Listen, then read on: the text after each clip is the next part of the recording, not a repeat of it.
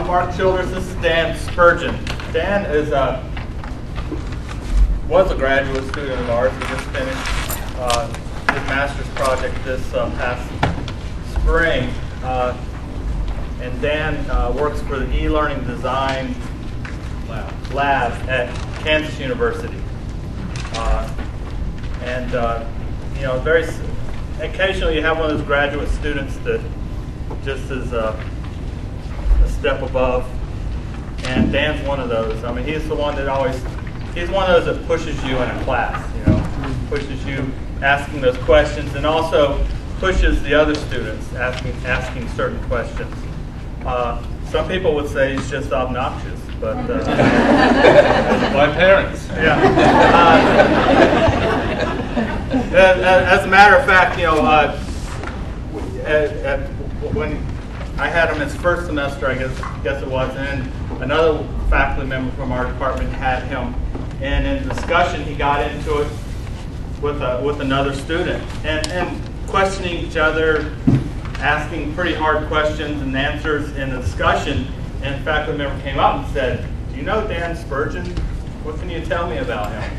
And the faculty member was really concerned that there was, you know, maybe there's some conflict. It's time to step in, you know, into the discussion. And I said, "Nah, it's just Dan," and I knew the other person too. Let him go at it, you know.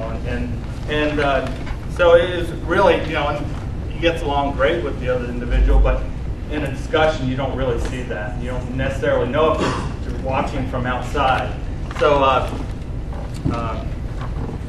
and I always say that I'm starting to come to this, just from my observation, that for a lot of our students, there are many students that are happy with the online and some of the anonymity of online, and they like to sort of stay back and do the activities and what's requested, and they don't want to engage in anything outside. And then, and some of those really embrace the asynchronous part of online. And then you got Dan. So, and Dan's one of, I call it sort of the 5 or 10% that just knowing Dan, his personality, he's a very outgoing person. He's a real people person. He loves being around people face to face. And he likes the informal learning, which there's a lot of research on that. We have some links here on informal learning and pedagogy and things like that. Informal learning that is just as valuable in a lot of cases. The business world, you know, Maytag has a huge learning center for informal learning. And so, so the business world even looks at informal learning as something that's very valuable, things that happen outside of the classroom. So, and there's a lot of research that's been done on sense of community. Rovi and other people have done sense of community inside the classroom. But what really caught Dan's eye was sense of community outside the classroom. What happens? We know what happens in the classroom. What happens at a department level, and what even happens at a university level. So usually for our instructional design projects are more just find an instructional problem and design some sort of training for it. Well, Dan wanted to do a survey that looked at our students and how they feel and how they think about what's going on. So, so I'm going to tell a little bit more, and then I'm going to turn it over to you. I thought I was a bad student, but apparently I was just informally learning. Yeah.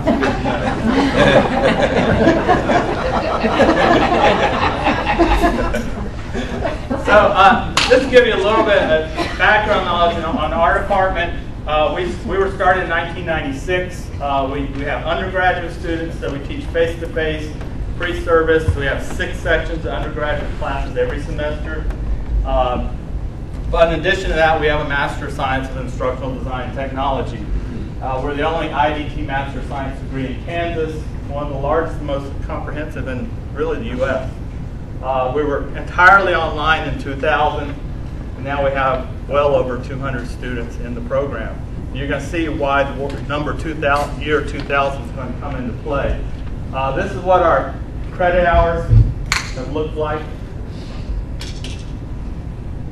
This is just from the SCH from fall 2007 compared to 2008. 28, yeah.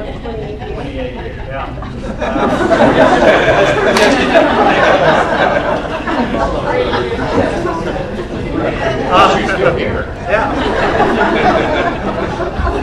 Not after my health assessment, they said I wouldn't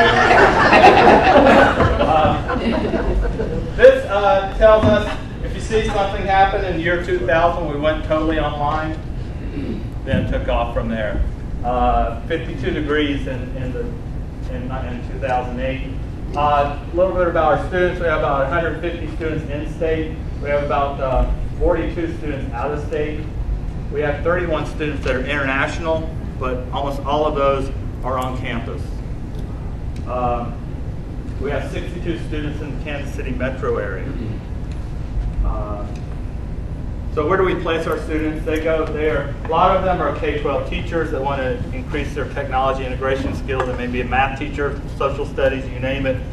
But a lot of those teachers are looking over the fence at the corporate world and higher education world. Several of them are community college and university people that work as instructional designers, corporate trainers. We have people working for the Department of Defense, U.S. Army, healthcare professionals, and several go to PhD programs. So that's sort of where people, and these are the kind of jobs that some of our people get, okay? When we first started this, probably 90% of our people in our graduate program were teachers.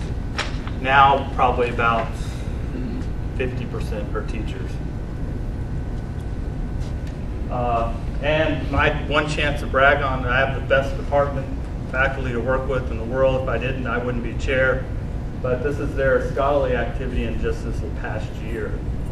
6 faculty. So you guys are awesome. Online survey. Dan did this online survey. So we have well over 150, maybe 200 graduates of our program now. So Dan did an online survey, and you want to play the thing, or do you want to just okay. This is a part of their master's project. They had to develop a flash movie that describes their project, and a lot of times it's a talking head. This is my project. This is what we did.